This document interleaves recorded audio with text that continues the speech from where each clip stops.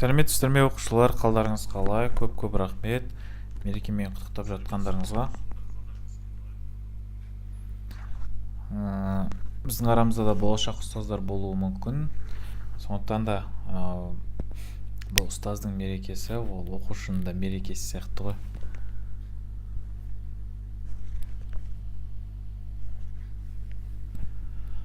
Тақырып ашылып тұр ғой, рефракторлық кезең деп тұр.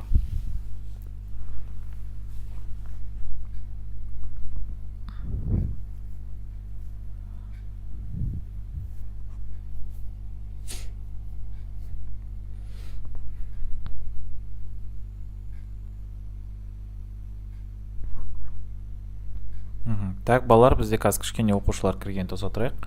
Сосын ары қарай жалғастыратын боламыз.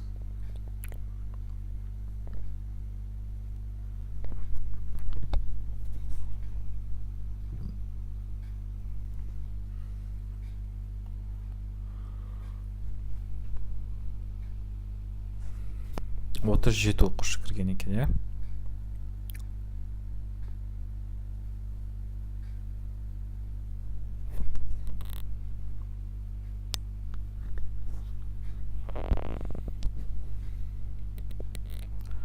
Ой, Манзура, жақсы пандам, ал айттым.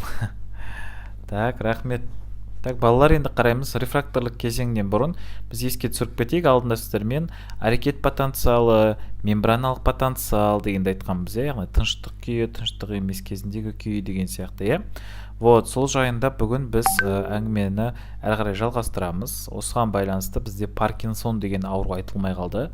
Сол Паркинсон ауруын айтып кетейік. Паркинсон деген ауру бізде мида дофамин деген гормон болады. Сол дофаминдің нейромедиаторының жеткіліксіздігінен туындайды. Яғни бізде әрекет потенциалы, миелинденген, миелинденбеген қабықшаларды алдында айттық. Вот, миелинденген қабықшаларымыз құрып бастаған уақытта бізде осындай Паркинсон деген ауруға ұшыраймыз. Адамның бұл кезде аяқ қолы дірілдеп, осындай яғни жай жаңағы шактармен басып жүретін болады. Аузынан сілекей аға беруі мүмкін, және де қолдар осындай саусақтар бізде майысып тұратын болады.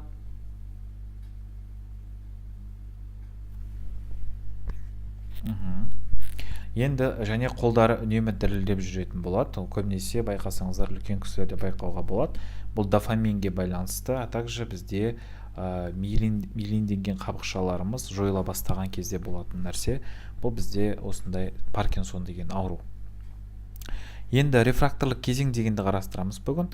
Рефракторлық кезең ол бізде балаларына жүйке жасушасы мен бұлшықет талшықтарының әрекет потенциалының туындауынан кейін мүлдем қозу болмаған жағдайы, қандай да бір тітіргендіргіш әсер ететін болса да, оған жауап қайтармауы, ол бізде рефракторлық кезең деп аталады.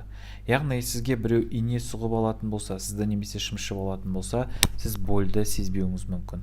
Бұл бізде рефракторлық кезең деп аталады.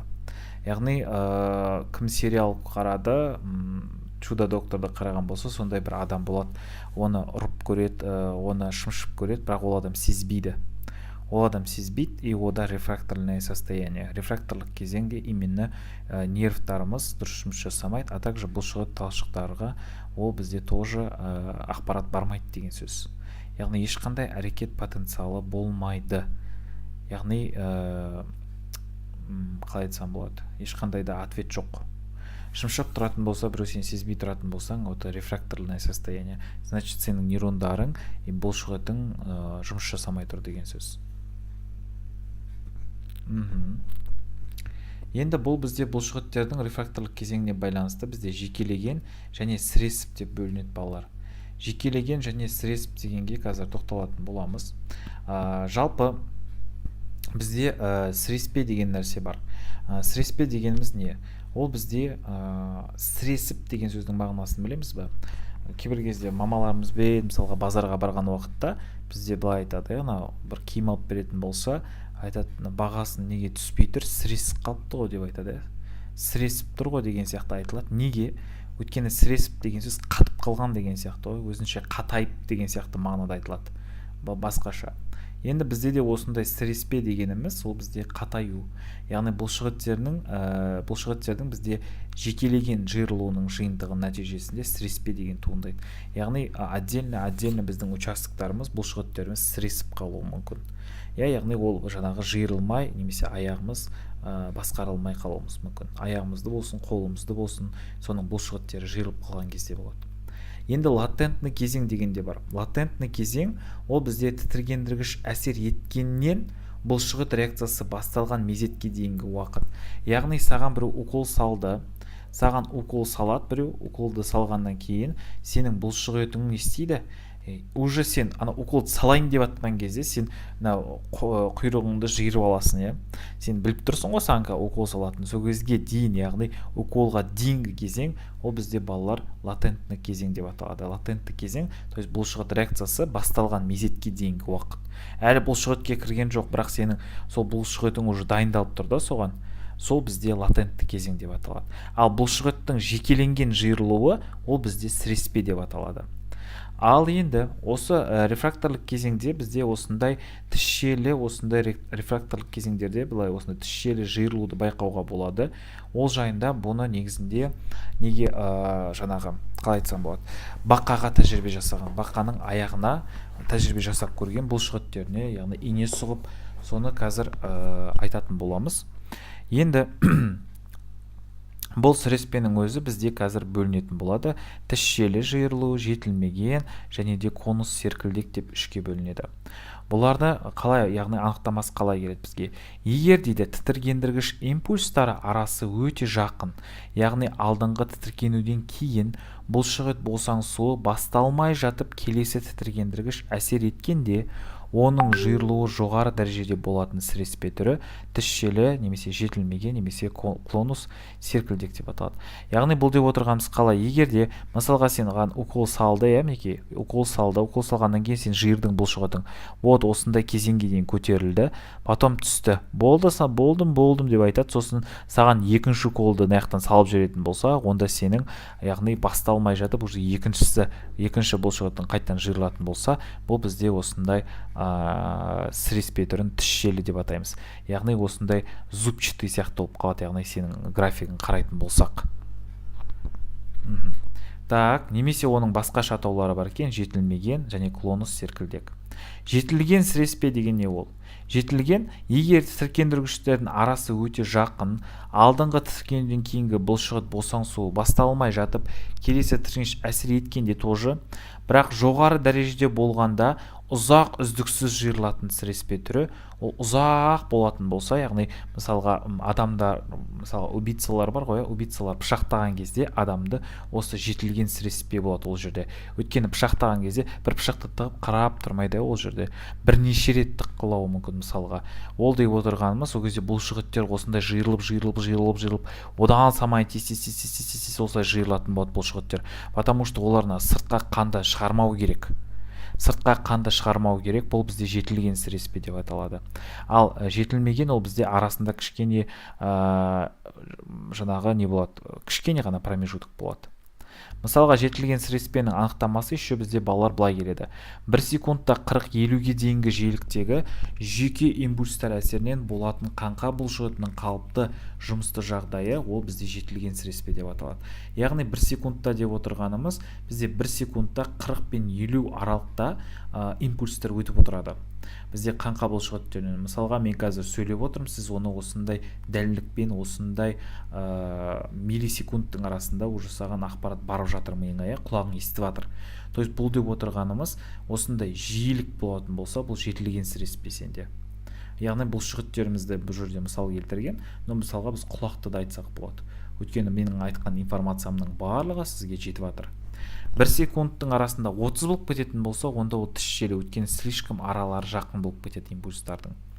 Сіреспелі жиырылудан басқа бұлшықеттердің тағы бір ұзақ жиырылу түрі сіресім қатпа буын немесе контрактура деп атаймыз. Бұл көбінесе мынау авариядан кейін бұлшықеттеріміз жиырылып қалып, жазылмай қалып жатады. Мысалға аяғы жасамай жатады, жүре алмай қалып жатады. Неге? Потому что бұлшықеттері сал болып қалады, немесе осылай сіресіп қатпа болып қалуы мүмкін. и ол кезде бұл контрактура. Немесе көп мысалға жұмыс істеп бір күн бойы аяғыңнан тік тұрып мысалға официант болып жұмыс істегендер болатын болса түсінеді. 2-3 күн қатарынан банкетте жұмыс істеп ұйқың қанбай жүретін болса, тікеден тік тұрып, бұл кезде сенің аяғыңда да контрактура пайда болады. То есть қатып қалады аяғың. Екінші күні сенің аяғың қақсап жүрмей ауыратын болады. Неге? Потому что бұлшықеттер бізде ұзақ жиырылып қалғандықтан. Өйткені біз көп жұмыс істеп қойдық деген сияқты. Келесі, аксонды қоршай орналасқан шыван жасушаларынан қалыптасқан, ол бізде миелинді қабықшаларымыз балалар. Яғни бізде аксонды сыртынан қаптап тұратын, ұзын өсіндіні сыртынан қаптап тұратын, осы бізде миелинді қабықшаларымыз, шыван жасушаларынан қалыптасқан, осы миелинді қабықшалар. Аксон мембранасы арқылы иондық тоқты 5000 есеге төмендететін липидтік зат дейді. Яғни осы миелиндік қабықтың ішінде бізде майлы зат болады. Оның аты бізде сфингомиелин. Яғни тоқтың 5000 есеге төмендететін липидтік зат. Сондықтан да бұл жерде нервдік импульс ол миелиндік қабық арқылы өте алмайды. Сондықтан да бұлар бізде ранвей бунақтары арқылы секіріп өтеді. Мына ішіне өтейін десе, мына ішінде осындай 5000 есеге төмендетіп тастаған оның күшін, нерв импульстарына. Мінекей, жаңағы айтылып жатқан жекелеген сіреспеміз, жекелеген жиырылуымыз арасында кішкене промежутығы бар. Мынау бізде тіс сіреспеміз өте жақын орналасқан. Үшінші ол бізде тегіс сіреспе, осындай кітаппен сурет берілген сіре. Төртеу бізде тіркенудің белгісі. Яғни осындай бізде суреттер. Бірақ бұдан ешқандай ОБТ-да алдыңғы жылы сұрақ келмеді. Бірақ білгендеріңіз жөн. Так, мыналарды айтпай қояйын. Так, балалар, бүгінгі қарастыратынымыз енді ми. Қазір мидан бастаймыз. Жалпы мида мен қазір сурет ретімен, жерден суретпен ретімен көрсететін болам. Так, бірінші бастайтынымыз балалар мидан бұрын айтып кетейік. Бізде жалпы жүйке жүйесі деген бар. Жүйке жүйесі ол екіге бөлінеді. ЖЖ деп қысқарта салайын, ол орталық жүйке жүйесі және де шеткі жүйке жүйесінен тұрады. Шеткі жүйке жүйесінен. Орталық жүйке жүйесі балалар оған бізде ми мен жұлын жатады. Ми және жұлын деген жатады. Ал шеткі жүйке жүйесіне бұған жүйке түйіндері жатады. Жүйке түйіндері және жалпы жүйке ұштары деген сияқтыларды біз шеткі жүйке жүйесіне жатқызамыз. Яғни ол бізде нервтарымыз, ал ми мен жұлын ол орталық жүйке жүйесі. Енді атқаратын қызметі бойынша да бұлар бөлінеді еще. Бұлар вегетативті және де сомалық деп бөлінетін орталық жүйке жүйесі. Сомалық дегеніміз қан қабылшығыттерінің жиырылуы. Ал вегетативті ол бізде жалпы парасимпатикалық және де симпатикалық деп бөлінеді. Оны қазір мен сіздерге ретпен айтатын болам. Хорошо? Енді қазір бірінші ми туралы бастаймыз, потом жұлынды да айтып өтеміз. Қараймыз, жалпы бізде миымыздың орташа салмағы ересек адамның 1200, жалпы 1500 граммды құрайды. Бірақ 10-шы класста осы қыздарда 100 граммға төмен деген сияқты айтылып кеткен. Бірақ негізінде осындай сұрақ болған, ағай сонда қыздардың миы типа ақылы аз ба бізде деген сияқты. Жоқ, қыздардың ақылы аз емес, просто салмаққа қарамайды ешқандай да.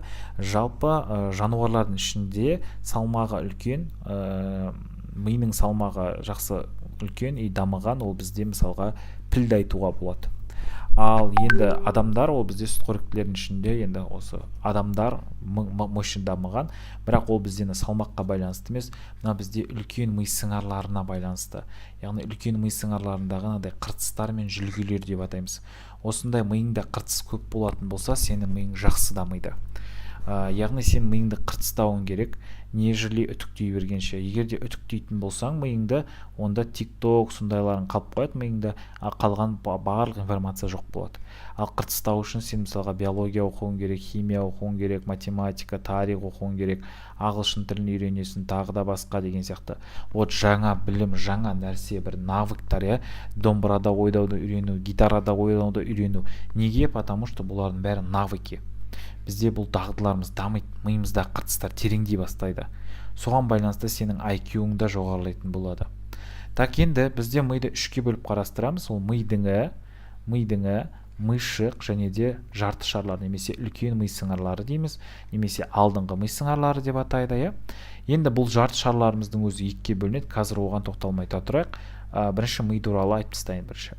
миымыздың сырты бізде денесінің мидағы нейрондардан тұрады. Денесі ол бізде сұр заттан тұрады. Яғни бізде мидың сырты сұр заттан тұратын болады. Ал ішкі, яғни жүйке жолдары ішіндегі оның барлығы бізде ағзаттан тұратын болады. Яғни іші бізде ағзат, сырты сұр зат болады мида. Аказ жұлуында керісінше болатын болады. Енді бізде үлкен ми сыңарларына қатысты мынадай бөлімдер болады. Яғни ол бізде маңдай, мына жердегі алғашқы мына жерден көрсетейін. Міне мына жерде бізде маңдай деп атаймыз мына бөлікті. Мынаны төбе деп атаймыз. Мына төбеміз мінекей. Мынау бізде балалар шүйде деп аталады. Мынау бізде балалар самай деп аталады. Қараймыз, маңдай бөлігі бізде неге жауап береді? Маңдай бөлігі балаларына бізде ойлау, қиялдау, түс көру, сөйлеу деген сияқты қызметтерді атқарады маңдайымыз. Яғни маңдай бөлігі ол бізде очень огромный нәрселерді атқарып тұр екен. Өйткені қиялдау, фантазировать ету, креативность дегендер олар оңай емес. Ал төбе бөлігіне келетін болсақ, бұл бізде иіс сезу орналасқан бұл жерде, а также бұл төбеде бізде бұлшықеттің тонусын реттеуге қатысады. Яғни бұлшықет тонусы деген сөз сіздің бұлшықеттеріңіздің үйлесімді қимыл қозғалысының барлығы осы төбе бөлігі реттеліп тұрады. А также бұларды төмпешік асты, төмпешік үсті дегендері болады. Қазір ол жайында айтып кетеміз. Мына жерде бізде айтылған ми жартыларының бөлімі, жоқ, бұл жерде айтылмапты, келесі бөлімде айтылады қазір. Ладно. Так, енді қараймыз, шүйде ол бізде балалар көруге жауапты. Яғни мына қара құс, болмаса қара құсымыз дейміз мына жерді. Бұл жерден ұратын болса, адам өліп кетуі де мүмкін. Өйткені мына жерде сопақша ми бар астында. А также мына жерде бізде көзіміз көрмей қалуы мүмкін. Көзің ауыратын болса, сен только мына жерде уқалай берудің қажет жоқ. Міне мына жерде уқалауың керек. Басыңның артқы бөлігіне, шүйде жағыңды. Осы жерде уқалайтын болсаңыз, кішкене болсын, көзіңіз нормально болып қалады. Келесі самай ол бізде жұп мүше, мінекей біреу, екі самай бар. Бұл бізде балалар самайымыз біздің естуге жауап береді. Самай естуге жауап береді. Так, келесі. Енді мидыңы ол бізде ми мен жұлын арасында орналасқан ми бөлімі, жалпы ол мидыңы деп аталады. Мидыңы бұған бізде сопақша ми, аралық ми, так, бізде тағы да қандай ми бар еді? Аралық ми, артқы ми, артқы ми, сосын бізде ортаңғы ми дегендер кіріп кетеді. Ортаңғы милар кіреді. Так, енді мидың сыртының қабатының ауруы ол бізде қабынатын болса менингит. Көбінесе мамаларымыз айтып жатады, басыңа жылы кейін, а то менингит боласың деп. Неге? Потому что бізде мидың сыртқы қабаты қабынуы мүмкін, яғни сұр заттарымыз, ол кезде бізде осы менингит ауруына ұшырауымыз мүмкін. Так, енді ликвор дегенді қазір айтар жатармыз жұлынға келген кезде. Енді қараймыз, мінекей шүйде, самай әрқайсының өзінің қызметтері айтылып кеткен. Ол жаңа визуалға деп айттық, яғни үші әдемді көрнекті көруге, яғни көруге жауапты. Самай естуге, сөйлеу, яғни түс көру, қиялдау, ойлау, ол бізде мінекей маңдайға байланысты. Жалпы эволюциялық тұрғыда мидың ең жас бөлімі деп келеді ОБТ-да. Бұл үлкен ми сыңарлар, яғни осындай қыртысты бөліктеріміз. Неге бұларды біз ең жас бөлігі деп атаймыз? Потому что бұл әлі күнге дейін зерттелуде. Бөлімдер дейтін жоқ, үлкен ми сыңарлары бөлімдері дейтін болса, онда осы төбе, самай, шүйде, маңдайды айтасыздар. Ал мидың бөлімдері дейтін болса, ол үш бөлімнен тұрады. Мидыңы, мишық, үлкен ми сыңарлары болды. Яғни мидыңына кіретіндер бар, жаңағы сопақша, аралық деген сияқтыларды оны сосын айтамыз. Так, енді балалар қараймыз, бізде енді осы үлкен ми сыңарларына байланысты жаңа ақпараттар айтылды, яғни ол бөліктерден тұратынына байланысты. Енді біз мидың өзінің қызметтерін айтамыз. Мидың ең басты бірінші айтатынымыз, ол мына мишық, мына отырған көріп тұрсыздар. Мына мишық ол бізде осы төменгі жақта орналасқан сопақша мидың жанында. Бұл бізде қимылды үлестіруге қатысады, а также бұл тепе-теңдікті сақтайды. Тепе-теңдік бұлшықетті тонусын реттеуге қатысады. Мінекей қалыпты деңгейде ұстауға. Яғни егер де миышығымыз зақымданатын болса, онда біз жаңағы құлап қала беруіміз мүмкін, немесе мас адамдар ұқсап теңселіп сияқты жүруіміз мүмкін. Көбінесе 1-2 жастағы балаларда бізде миышық әзірге күшті дамымайды, сондықтан да балалар жүрген сайын теңселіп құлап қала беріп жатады. Неге? Потому что олардың миышықтары енді дамып келе жатыр деген сөз. Келесі ол бізде мына жердегі сопақша ми туралы айтып кетейік. Мына бізде балалар сопақша ми. Сопақша ми бізде дальше мына жерде жұлын демен байланысатын болады. Сопақша мидың қызметі ол бізде балалар жүректің соғысына жауап береді. Пф деп тыныс аламыз. Ақ ол бізде ас қорыту. Яғни жүректің соғысы, тыныс алу, а также ас қорытуға жауапты болатын болса, бұл сопақша ми. Сіздерде ОБТ-да мынадай да сұрақ келуі мүмкін. Адамның қай ми бөлігі зақымданатын болса, сразу бірден өліп кетеді деген осы сопақша миымыз. Егер де сопақша ми зақымданатын болса, шынымен де адам өліп кетуі мүмкін. Өйткені оның жүрек соғысы тоқтайды, тыныс алуы тоқтайды, ас қорытуы, онда адам уже не үшін өмір сүреді? Жүрек соқпаса, тыныс алмаса, біттің ғой, онда сен асың қорытылмаса, онда керек емессің ғой уже. Все. Так, бұл бізде сопақша миға байланысты рефлекстерді сұрайды. Енді тыныс алуға байланысты рефлекстеріміз уже бізде білеміз, түшкіру деген сияқты тыныс алған кезде, сосын жөтелу деген сияқты, ас қорытуға байланысты құсу деген сияқты рефлекстер, яғни бұлардың барлығы да тоже сопақша мидың қарамағында болады. Так, келесі. Бұл сопақша миға байланысты айтылған. Мына презентацияны мен отдельно жіберем. Сопақша мида еще жас бөлу болады, балалар. И көзді жыпылықтату тоже бізде бұл сопақша мидың қорғаныс рефлекстеріне кіреді. Так, келесі бізде мына жерде мидың суретімен емес, бәрі мынадай болып кетіпті. Ладно. Қазір суретпен айта отырайын. Мына жердегі ақпараттарды кейінде жазып аласыздар. Так, қараймыз. Енді балалар мынаны өшіре тұрайын, мен. Мынаны өшірейін де, қазір мидың әрқайсысына мына жерден тоқталайын, атаулар жазылып тұрған. 2 миды айтып кеттік та, иналарды айтайық қазір.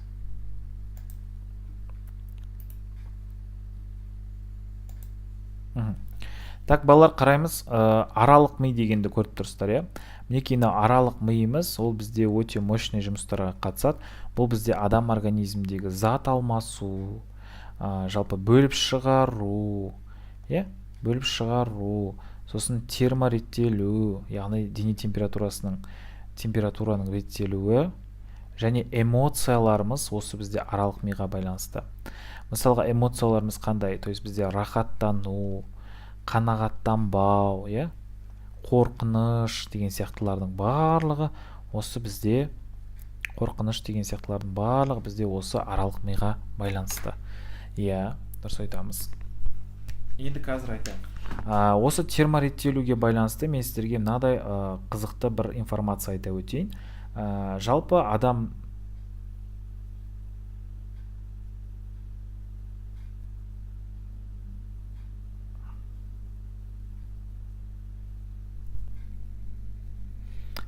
адам адамда бізде мынадай история болған. Бұрын, получается, бұрында бізде Америкадағы әйел адам, ол бізде қыстыгүні ночнешкамен далаға шығып кетеді ғой. Сөйтіп қыстыгүні ночнешкамен шығып кетеді да, и ол не істейді? Жоғалып кетеді. И сонымен оның отбасы полицияға заявление жазатын болады, полицияға жазып күтетін болады ответті, но ответ әлі келмей жатыр, и сондықтан олар ойлайды, өзіміз көмектесуге шығамыз, может өзіміз іздеп көреміз деген сияқты. И олар барып өздері шығып кетеді. И өздері шығып кеткеннен кейін, жалпы осы өздері шығып кеткеннен кейін тауып алады, что ол өліп қалғанын. И оказывается, ол бізде экспертизаға бергенде қарайды, что оказывается осы аралық миындағы термореттелу, температураның реттелуі бұзылған екен. И сондықтан да ол әйел адам жаңағы ночнешкамен шығып кетуінің бір себебі дене температурасын сезбеген, яғни даладағы температураны сезбеген екен. То есть осындай бізде қызықты факт бар, осылай может естесіздерде қалар. Енді аралық мида бізде еще біршама күрделі көру төмпешіктері, солғын дене және төмпешік асты аймақтары деген орналасқан ми бөлімі деп келеді. Мінекей аралық мида бізде төмпешік болып табылады. Мінекей көріп тұрсыздар, мына жерде төмпешік болып тұр. Ой құдай-ай. Мінекей төмпешік үсті, төмпешіктің асты және солғын дене мінекей мына жерге қарай созылған. Бұл бізде солғын денеміз болып табылады. Солғын дене деген аралықтарды көрсетеді. Және де бұл былай келеді балалар, бізде шартсыз рефлекстер мен түйсіктің орталығы болып табылатын, яғни күрделі туа біткен. Бізде туа біткеннен бері біз не істейміз? Жылаймыз, мысалға туа біткен кезде біз емейміз, мысалға бұның бәрі бізде шартсыз рефлекстер. Шартты мен шартсыз рефлекстерді қазір тағы да может айтып өтермін, уақыт қалып жатса, яғни бұлардың барлығы осы аралық ми реттейді екен, аралық мида дамиды екен. Осы шартты, шартсыз рефлекстеріміз. Енді мына көру төмпешігі дегенді айттық, жаңа. Ол көру төмпешігі біз орталыққа тепкіш деген нейрон болады. Яғни орталыққа тепкіш ол бізде афферентті нейрондарымыз, сезімтал. Яғни бізде мынаяқтан мысалға қолымызға тікен кіріп кетті, сезімтал нейронымыз бізде осы келіп, мына аралыққа, яғни оның ішінде көру төмпешігіне, яғни әсер етеді. Яғни осы көру төмпешігіне, аралық мидағы көру төмпешігіне әсер етеді. Көру төмпешігіне. Любой ақпарат бізде осы сезімтал нейрондар арқылы келеді да, өйстіп миға тебеді. И ол көру төмпешікке бірінші келеді екен. Ал енді солғын дене деп айттық қой, солғын денеміз не істейді? Солғын денеміз ол балалар бізде алуан түрлі қозғалыстарды басқаратын барлық қозғалтқыш орталықтарының жинағы болып табылатын аралық ми бөлімі болып табылады. Яғни алуан түрлі қозғалыстар деп отырғанымыз біздің ағзамызда әртүрлі процестер болып жатады. Қозғалтқыш, яғни бізде белімізді, мойнымызды былай қозғалтамыз, рахаттанған кезде уа деп айқайлаймыз мысалға. Вот соның бәрі бізде осы солғын дене арқылы в основном жүзеге асады. Солғын дене, яғни қозғалыстар, процестер, қозғалтқыш нейрондар. Вот қозғалтқыш нейрондарымыз осы бізде солғын дене арқылы шығатын болады балалар. Қозғалтқыш нейрондарымыз. Так, келесі. Егер де адамның осы солғын миы бізде солғын денесі зақымданатын болса, онда ол бізде сал болып қалуы мүмкін. То есть бізде осы солғын дене, құдай сақтасын, мысалға операция жасап жатыр, нейрохирург осы солғын денесін повреждать ететін болса, онда ол адам бізде қозғалтқыш нейрондар шығып тұрған нәрсені жауып тастайды да, и сондықтан да адам қозғала алмай қалады. То есть адам андай сал болып қалады, парализованный болып қалуы мүмкін. Так, балалар түсінікті болып жатыр ма?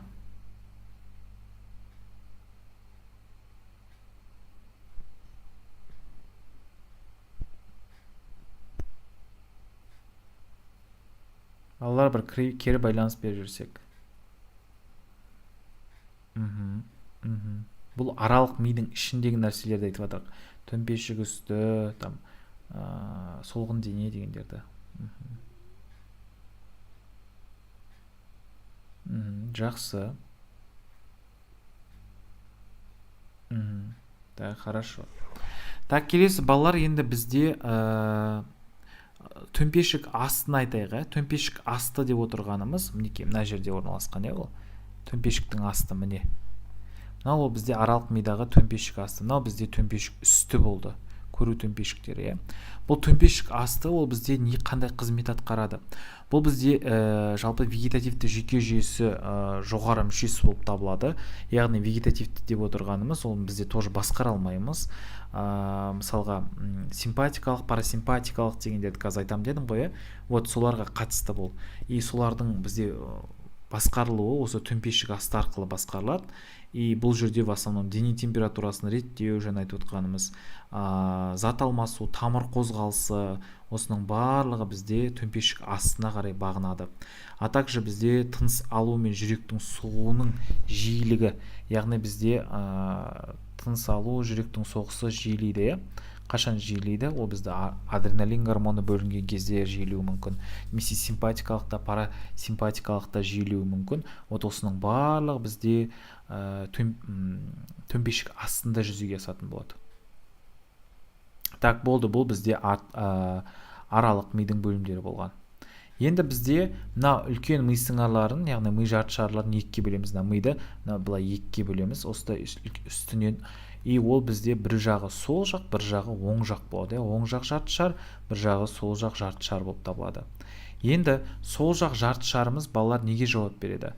Сол жақ жарты шарларымыз бізде логикаға жауап береді в основном, то есть бізде математиктер логикаға жауап береді, есеп шығару мысалға, потом бізде тағы да не бар бұған байланысты, ойлау қабілетінің яғни IQ-дің жоғары болуы мысалға, осының бәрі сол жаққа кетеді. Ал оң жақта бізде бұл шығармашылық, там өлең айту, билеу, тикток түсіру деген сияқты, осылардың бар, музыка, сурет салу. Бірақ еще оң жақ жарты шарға жататыны еще әртүрлі тәсілмен есеп шығару жатады. Бұған именно только әртүрлі есеп тәсілдермен шығаратын болсақ, әртүрлі тәсілдермен есеп шығару, ол бізде оң жақ жарты шарға жатады. Яғни осыған қарап адамның қай ми бөлігі жақсырақ дамығанын байқауға болады екен. Так, енді балалар қалған миды мен айтып тастайын. Мына жерде бізде басқа қалған ми ортаңғы ми ғой. Ортаңғы ми балалар бізде мынау тұрған көріп тұрсыздар. Ортаңғы ми бізде бағдарлау рефлекстері орналасады бұл жерде в основном. Яғни бағдарлау дегеніміз бұл көзіміздің қарашығының кішірейіп ұлғаюы, мысалға сіздің қасыңызға келіп фонарикті қосып қалатын болсам не істейді? Көзіңіздің қарашығы бізде үлкейіп кетеді. Ал мен фонарикті алып тастайтын болсам, қараңғыда сіздің қарашығыңыз кішірейіп кетеді. Бұл деп отырғанымыз осы ортаңғы мидағы бағдарлау рефлекстері. Яғни кез келген адам, врач, сізді құдай сақтасын, мысалға операция болатын болса,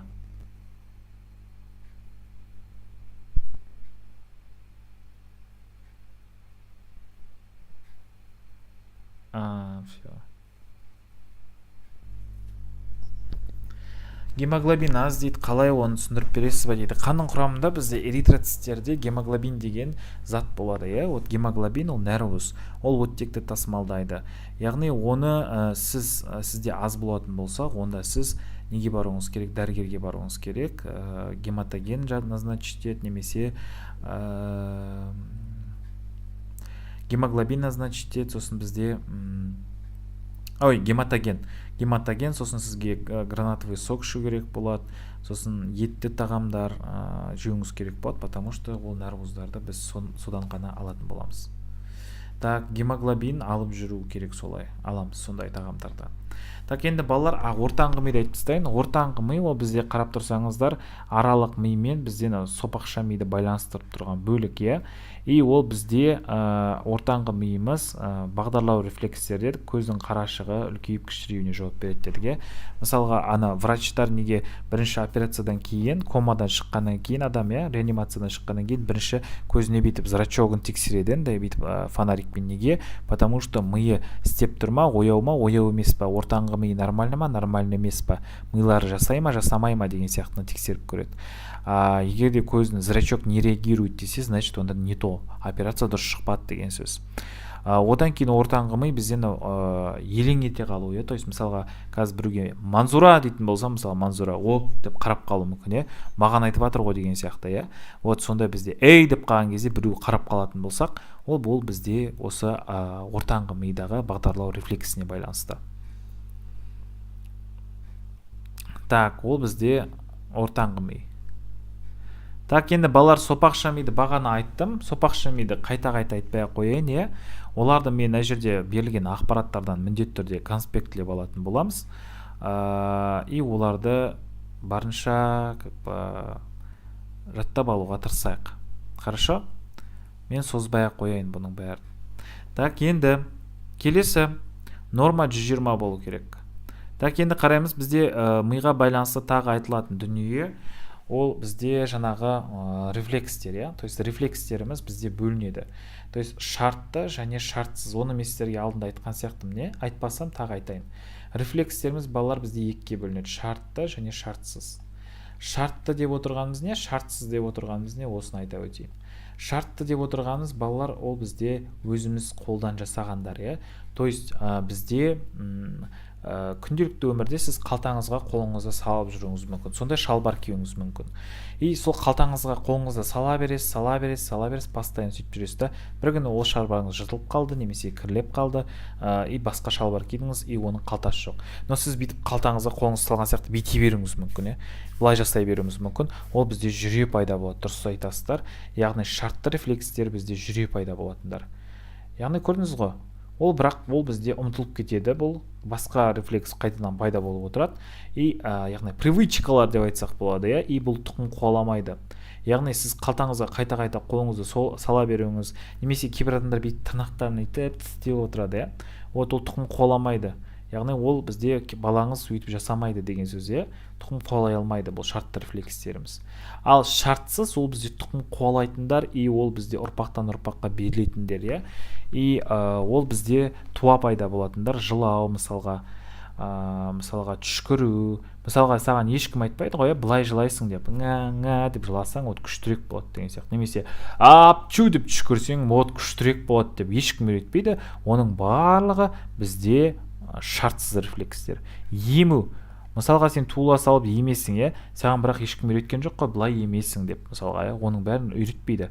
Бұл бізде шартсыз рефлекстер тұқым қуалайды. Сенің мынау ата тегің де, сенен кейінгі болатын ұрпақтардың барлығы бұл бізде шартсыз рефлекстер тұқым қуалайтын болады.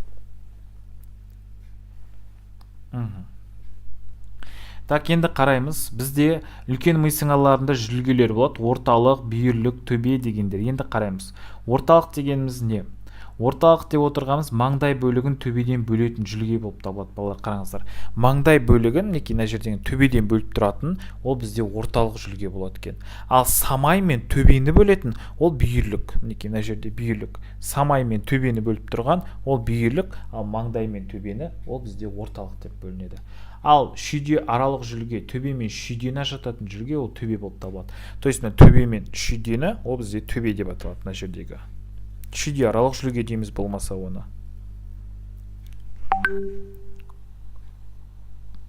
Так, келесі. Ми сыңарларының алдыңғы аймағында толығымен алып жатқан бөлім ол ми маңдай екен, білеміз, бәріміз. Маңдайдың қызметін жаңа айтып кеттім. Оны мен қайталамаймын енді. Так, кеттік. Балаларына мен айтып отқан ақпараттардың барлығы бұтыда келеді, сондықтан да записываем. Так, келесі. Ми мен жұлын. Балалар, ми мен жұлын деп отырғанымыз, ол өте бізде, қалай айтсам болады, орталық жүйке жүйесіне жататын бізде маңыздылары. Енді балалар, жұлын дегеніміз, ол бізде былай көлденең кесіндісін қарайтын болсақ, оның ішінде осындай көбелек тәрізді өсінді көруге болады. И бұның ішінде балалар бізде не болады? Бұның ішінде сұр заты болады. Сұр заты болады, ал сыртында ақ заты болады. Бізде мида наоборот тұғын, иә? То есть мида наоборот ішінде бізде ақ зат, сыртында сұр заты болатын тұғын. Мынау бізде жұлын. Жұлынның сыртын бізде осындай омыртқамыз қаптап жатыр. Яғни мойнымыздан барлығында бізде омыртқа деген жотамыз қаптап жатыр. Енді жұлынның сегментін сұрайтын болса 31 жұп деп атайсыз. Ал егер де омыртқаныкін сұрайтын болса, омыртқада ол бізде неше болады? 33-34 жұп болады. Сондықтан да шатастырмайсыздар. Омыртқа 33-34, ал жұлында 31. Жұлынның ішіндегі сұйықтықты, мына жерде ортасындағы, ол жұлын сұйықтығы деп атаймыз. Немесе бұның сұйықтықтың басқаша атауы бар, ғылыми атауы ликвор. Бұны қалай жаттап аламыз? Яғни ликвор дегеніміз, мысалға Пентхаус деген романын көрген болсаңыздар, соның ішінде Логан Ли деген болады, иә? Вот Логан Ли сол ішіндегі жидкостьті ауыстырған, яғни жұлын сұйықтығын, ликворын ауыстырған, анау Анна Ли деген болады ғой. Вот сол Анна Ли ол бізде өзінің сұйықтығын береді, жұлын сұйықтығын. Чтобы анау Логан Ли жазылу үшін. Вот сол Логан Ли ликвор деп жаттап алсаңыздар болады. Так, мінекей, олар ликвор, яғни жұлын сұйықтығы ликвор деп аталады. И жұлынның ұзындығы жалпы ол 40-45 сантиметрді құрайды ұзындығы, диаметрі, яғни мына жердегі диаметрі 1,5 сантиметрді құрайды. Ол және де жуан жіп тәрізді болып келеді, яғни бұл осындай деп көрініп тұрмайды бізге. Ол кішкене ғана болады, сондай. Я биологияда да болады, бесеу сәйкестендіру, осы жолы тест пробный жасап қойдым. Соны енгізетін болады. Енді кураторлар тест тапсырған кезде байқайсыздар.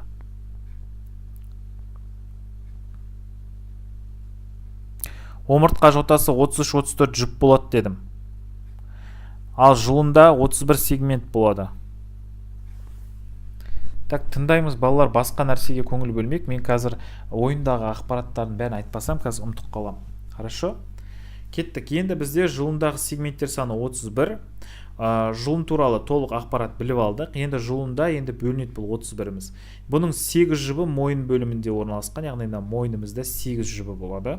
Мойнымызда 8 жібі болады. Потом бізде кеуде бөлігі немесе арқа дейміз, бұл жерде 12 жібі болады, мына жерде 12 жіп, мына жерде 8 жіп. Мына омыртқаны ала тұрайық пока, 8 жіп, 12 санап отырыңыздар, 20 болды. Потом мына жерде бел бөлімі 5, 25 болады. 8 көз мына жерде бізде 5, ол бізде уже 30 болды. И құйымшақ, яғни мына жерде құйымшағымыз болады. Көпчік дейміз, болмаса. Ол бізде бір жұп, сонда 31 жұп шығып тұр екен. 31 жұп. Көрдіңіз ба? Жұлында бізде 31 жұп. Мойын 8 жұп, и одан кейін кеуде 12, бел 5, 8 көз 5, құйымшақ 1 жұп. И олардың каждый за что-то отвечает. Балалар бояқтан шыққан жүйке түйіндері. Мінекей мына жерден жүйке түйіндері уже бүйтіп тарамдалып шыққан, осы жұлыннан шығып тұр, бүйтіп таралған. Бүйтіп тарамдалып тұрады. И вот мысалға мынау біреу қолға барады, біреу бүйрекке, біреу аяққа, біреу қуыққа деген сияқты. И олардың әрқайсының қызметі бар. Мысалға бел бөлімі ол бізде в основном жаңағы қуық, бүйрекке байланысты болады. Егерде адам туалетке шыға алмай жүрсе, немесе аяқтары сау болып қалатын болса, осы бел немесе 8 көз бөлімінің нервтары қысылып қалуы мүмкін. Ал оны қалай қысылып қалады, оны бізде дәрігерлер дұрыс укол салмайтын болса, нерві защемление болып қалуы мүмкін. Сондықтан да сіздер ондай болмаңыздар, дұрыстап укол салыңыздар. Кеттік. Енді балалар қараймыз, бізде жұлын сұйықтығын айттық. Так. Жұлын өзегі миға жеткенде кеңейіп түзеді дейді, бұл бізде миың қарыншасын. Яғни, мына жұлынның өзегі сұйықтығымыз мына жерге жеткен кезде ми қарыншасы дейміз, немесе уже ол сопақша мимен байланысты үзіп кетеді. Яғни, бүйтіп жұлын келеді, мына жерге ми қарыншасын, и потом уже все, мына жерде сопақша ми тұрады. Яғни, сопақша мимен байланысқан. Так, енді балалар бізде қазір, біз алдында сіздермен рефлекстік доғаны қарастырдық па, әлде қарастырмадық па? Айта кетсеңіздер.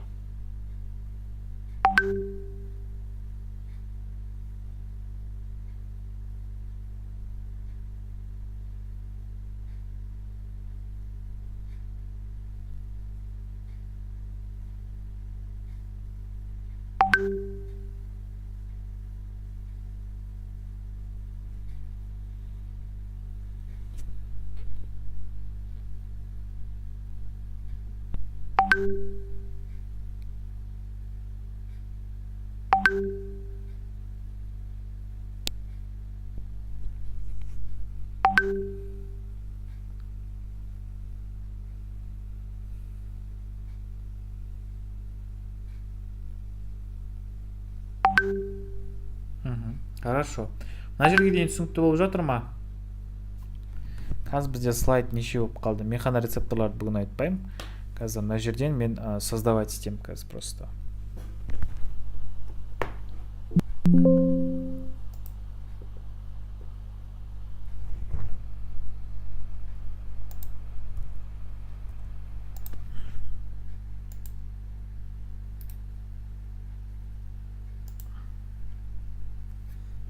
Так, кеттік балалар. Онда рефлекстік доға дегенді айта кетейін. Балалар бізде нейронның жалпы 3 түрі болады. Ол бізде сезімтал нейрон деген болады, сезімтал нейрон.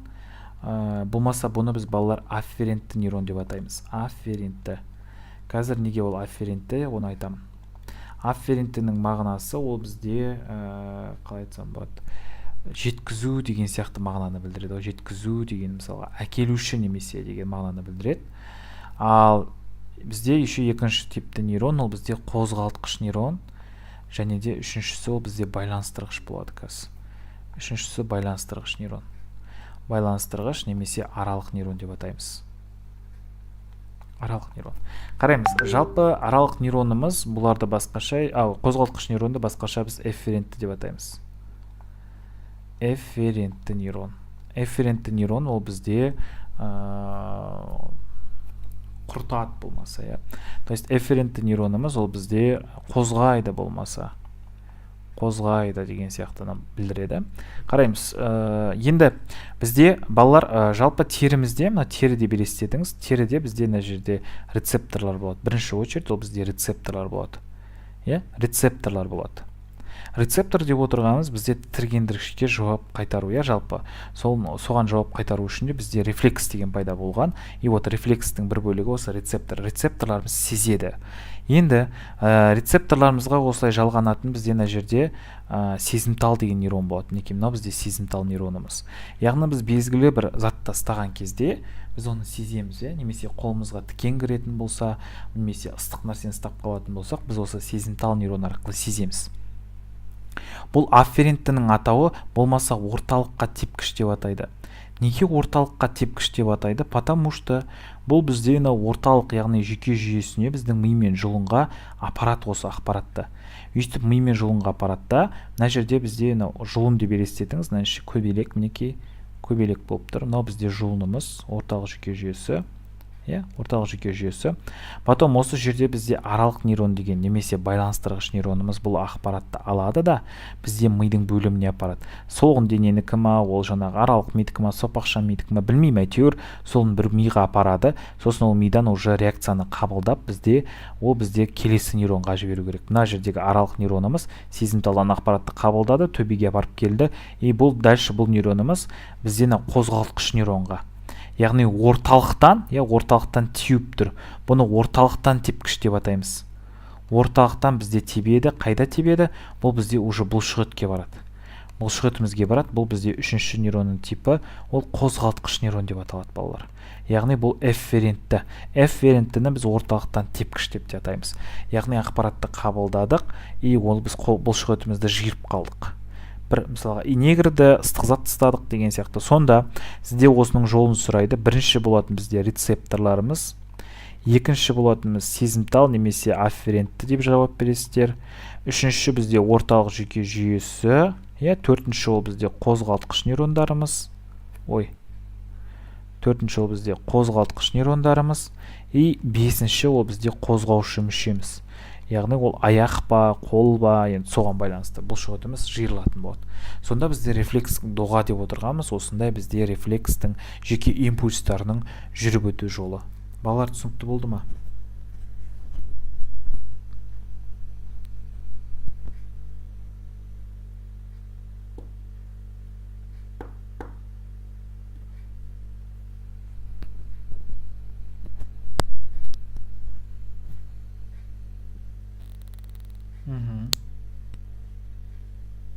Сұлтан, Алия, Манзураға түсінікті. Қалғандарына балалар.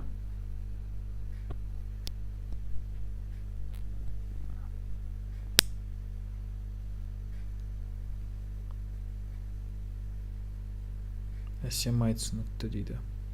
Түсінбесеңіздер бір түсіндіріп жіберейін тағы да. Кім түсінбей қалды, шынымызды жазайық. Бұл бізде рефлекстік доға.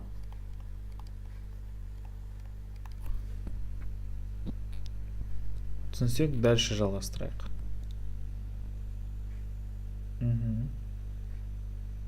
Т плюс дейді. Хорошо. Балалар, енді бізде бағанағы бөлінген нәрсе бар тұғын. Жалпы жүйке жүйесі, ол бізде бөлінген тұғын. Қалай бөлінген еді? Жүйке жүйесін біз екіге бөлдік. Ол бізде орталық жүйке жүйесі. Орталық жүйке жүйесі, және де бізде шеткі жүйке жүйесі. Шеткі дегенге ол бізде нейрондар, яғни, то есть жүйке ұштары жатады. Нейрондардың ұштары, жүйке ұштары, жүйке түйіндері деген сияқтылар жатады. Жүйке түйіндері дегендер жатқыздық. Ал орталық жүйке жүйесіне бізде ми мен жұлын жатты. Бұлардың енді орталық жүйке жүйесінің атқаратын қызметіне байланысты олар тағы да екіге бөлінді. То есть ол бізде вегетативті және де сомалық. Сомалық деп отырғанымыз балаларына бұлшықеттеріміз. Яғни денеміздегі бұлшықеттер ол бізде басқара аламыз. То есть оларды біз жиырыла аламыз, жүрсек, немесе наоборот жаза аламыз деген сияқты. Ал вегетативтіні олай жасай алмаймыз, потому что ол бізде екіге бөлінеді. Симпатикалық және де парасимпатикалық деп бөлінеді.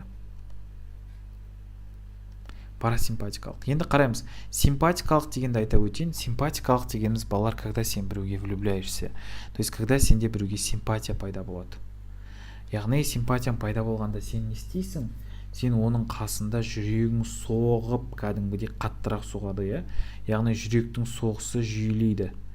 Жүректің соғысы жиілей бастайды. Жүректің соғысы жиілейді. Тыныс алуың жиілейді.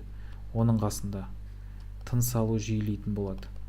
Сосын сен не істейсің, сенің тамақ ішкің келе ме, оның қасында жоқ, ішкің келмейді, сілекейің аз бөліне бастайды, аз бөліне бастайды. Ас қорыту жолдары бізде пока жұмыс жасамайды, то есть ас қорыту бәсеңсейді, бәсеңдейді, ішектердің жиырылуы бәсеңдейді. Оның қасында тамақ ішкің келмейді, потому что тамақ ішейін десең, ол ойлап қалуы мүмкін, мынау не нағыз ашқарық па деген сияқты. Сөйтіп ойлап қалады деп ойлайсыңдар да, сосын сендер тамақ ішпей, диетадағы адам құсап деп отырасыңдар. Сосын келесі, бұл жерде бізде еще тағы да не болады? Тағы да симпатика кезінде бізде андай эйфорияда жүреді адам, эйфорияда жүреді, то есть мен оған лайк бастым, ол да маған лайк басты, мен подписка жасадым, ол да маған подписался деген сияқты сөйтіп жатасыңдар, сөйтіп жүресіңдер. А также бізде қуығымыз балалар бәсеңсейді, то есть босаңсиды. Босаңсиды деген сөз, балалар біз әжетханаға барғымыз келмейді оның қасында. Онымен 24/7 сөйлесіп отырасың. Хоть әжетханаға барсаң да, сен оның қасында не істейсің, әжетханаға бармайсың, то есть әжетханаға барған күн өзінде телефонмен барып, телефонмен түнеп сөйтіп жүресіңдер ғой. Сондай болады ғой, махаббат деген солай болады өзі. Жалпы басындағы симпатия кезінде, Потом симпатияларың, яғни жүректің соғысы жиілейді, сосын көздің қарашығы балалар қалай ойлайсыздар? Үлкейе ме әлде кішірейе ме?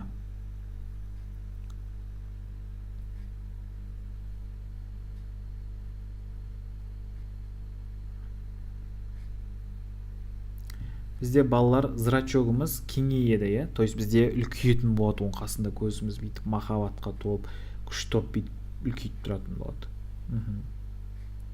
Гормондарымыз көп бөліне бастайды бұл кезде, яғни дофамин, адреналин дегендер көп бөлінеді. Оның қасында сен пысық, самый бәрін үйінде істеп тастайтын, қопартып тастайтын, сондай болып тұратын боласыңдар.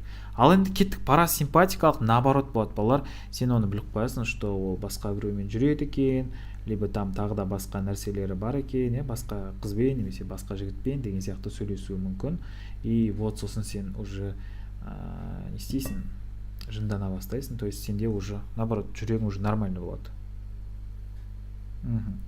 Яғни жүрегің соғысы, наоборот, төмендейді, то есть дым сезбейсің уже. Тыныс алуың нормально болады. Сілекейің көп бөлінеді, наоборот, бұл кезде. Сілекейің көп бөлінеді, сосын айтасың, ой, нан қасында черт тамақ ішпей жүрген екенмін дейсің де, барасың донерді апарып, опырып жей бересің уже тамақты, немесе стрессқа түсіп, бөліп тамақ жейсің. Қуығың жиырыла береді, өткен тамақ жегеннен кейін енді сенде уже туалетке шығуың керек, наоборот, жиырыла береді. Гормондарың аз, потому что неинтересно уже деген сияқты. Парасимпатикалық, яғни бізде терістері болады. Вот. Көздің қарашығы да кішірейді. Балалар осы симпатикалықты осылай, ал парасимпатикалықты осылай минус ретінде жаттап алсаңыз өте күшті болады. Так, балалар, оп-оңай болды ғой, симпатикалық пен парасимпатикалық.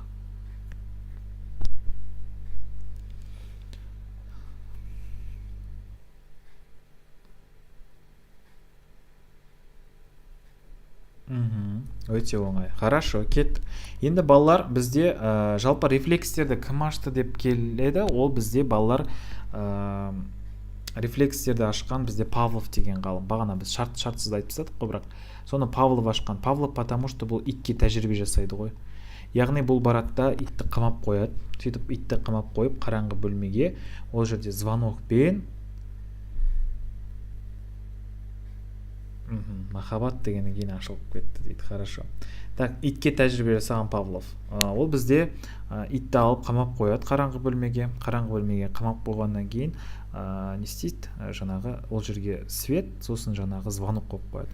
Яғни ол итке тамақ берердің алдында бірінші звонокты басады, потом свет жанады, и сосын барып итке тамақ береді. Сөйтіп үйретіп қояды. Сосын бір-екі апта өткеннен кейін в общем, Павлов прикол ұстағысы келеді да, звонокты басады, светті жағады, бірақ тамақ бермейді. Бірақ сонда да иттен сілекей бөлініп тұратын болады. Яғни иттен сілекей бөлінуі, ол бізде уже шартты рефлекс болып кеткен. То есть ол бізде соған үйретіп қойғаннан кейін, яғни шартты рефлекс, яғни рефлекстің түрін ашқан. И сөйтіп бізде шартты, шартсыз деген сияқты уже дальше бөлініп кеткен екен. Рефлекстерді бағана айттық. Енді а также бізде ұбт-да келетін сұрақ осы рефлекстерге байланысты.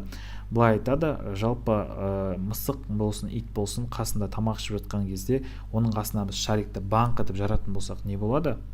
Оның сілекей бөлінуі азайып қалады, то есть қорыққаннан ол сілекей бөлінбей қалады. То есть сілекей, значит, сілекей бөлінуі ол шартты ма, шартсыз ба? Сілекей бөлінуі ол, значит, бізде шартты рефлекс. Солай бізде мысал келтіруге болады. Сілекей бөлінуі тоқтап қалады. Так, енді қараймыз, бізде жалпы одан бөлек қарастыратын ұйқы бар. Бүгінгі қарастыратын тақырыпта ұйқымыз балалар бізде екіге бөлінеді. Ол бізде тез ұйқы, яғни парадоксальды дейміз, парадоксальды. Және де бізде баяу ұйқы деген болады. Баяу ұйқы бұл кезде ортодоксальды дейміз. Қараймыз, баяу ұйқы кезінде балалар бізде миымыз демалып қалады. Ми демалып, барлық бұлшықеттеріміз қалпына келеді. Яғни бұлшықет жиырылмайды бұл кезде, жиырылмайды. Бұлшықет жиырылмайды. Яғни бұлшықеттеріміз нормада болады. Миымыздың барлығы қалпына келетін болады. Бүкіл дене мүшелеріміздің барлығы қалпына келеді. Бұл кезде дене температурасы төмендейді балалар. Дене температурасы төмендейді, тыныс алу тоже төмендейді. Жүректің соғысы баяулайды, ұйықтайтын кезде жүректің соғысы баяулайды.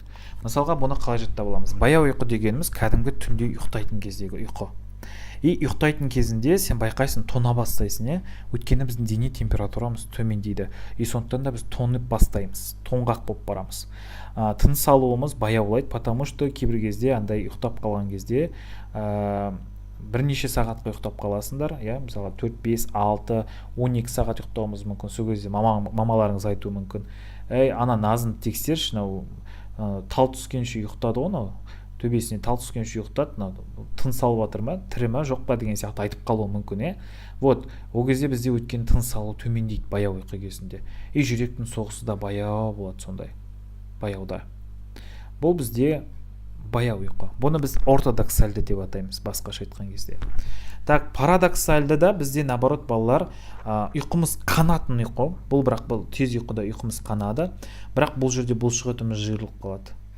Бұлшықетіміз жиырылып қалады. Неге? Өйткені сендер отырып ұйықтап қаласыңдар, мысалға автобустың ішінде, бұл тез ұйқы. 5-10 минутқа ұйықтап кетесіңдер, тұрған кезде сен аяғың үйіп қалғанын байқайсың, бұлшықетің жиырылып қалады. Жиырылатын кез ол бізде тез ұйқыда.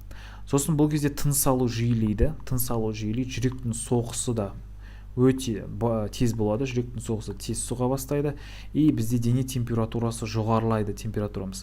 Өйткені байқасаңыздар, бүйтіп ұйықтап қалған кезде терлеп кетесің, өміріңде шықпаған тер шығады, сол кезде шашың былай терлеп, мойныңа ағып быт-шыт боласың, сол тез ұйқының кесірінен көп ұйықтаған сияқты боламыз да, бірақ тер өте көп бөлінеді бұл кезде. Сосын бірақ тез ұйқыда ойлау қабілетіміз, тыңдау, есту қабілеттеріміз қайта қалпына келеді. Өйткені былай болады, сабақтың үстінде немесе тағы да басқа жерде шаршап келесіз, бір 5-10 минут ұйықтап болғаннан кейін күшті ақпарат қабылдап кетесіз. Неге? Өйткені ойлау қабілетіңіз, тағы да басқаларыңыз, есту қабілеті қайта қалпына келетін болады. Бағанан бері саған сөйлеп атқан ақпаратты сен түсінбей 5-10 минуттың ішінде оқып түсініп кетуіңе болады, потому что тез ұйқы ол құс ұйқы сияқты.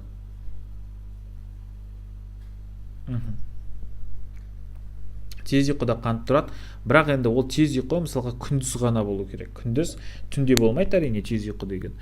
Күндіз мысалға обедтің кезінде бір мызғып алайын деген болады ғой. Тихий час дегенде не үшін шығарған? Вот осылар үшін айтылған.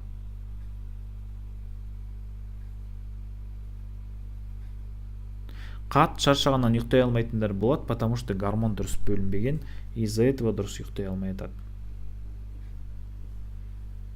Так, балалар, бүгінгі ақпараттарым осы, ақпараттарым аяқталды. Сонда қарайсыздар, бүгін рефракторлық кезеңді қарастырасыздар, миды қарастырасыздар, жұлынды қарастырасыздар, шартты, шартсыз рефлекс, және де симпатикалық, парасимпатикалық және ұйқының түрлерін қарастырып келеміз. Түсінікті ма? Молодец, Амина.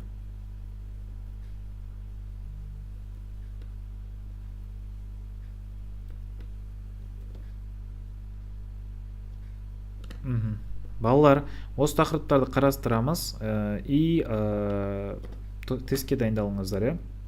Сіздерде скоро тест. И жұмысына дайындалыңыздар. балалар осылай жазып сызып түсіндірген маған ұнайды. Сіздерге қалай өтті? Осындай жазып сызып түсіндірген күштірек па, чем презентацияға қарағанда? Просто презентацияға шын айтайын ба, уақытым болмай қалды. А то всегда мен жауапкершілікпен презентация жасап, постоянно презентациямен өтуге тырысамын. Я скрин жасамадым, менде әркімнің ұяты білсін. Әркім өзіне жауап береді ғой ертең бәрібір де.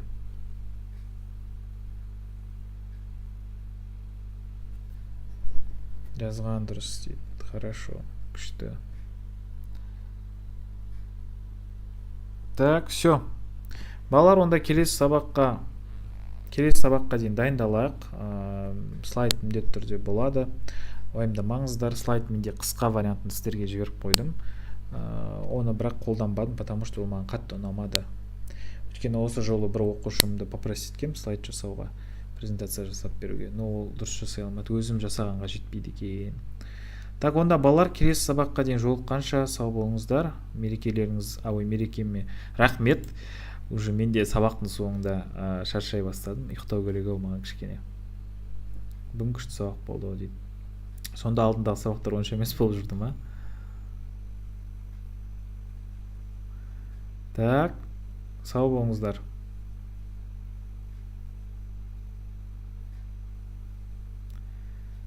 Все, жақсы, Сұлтанға жасатамын онда.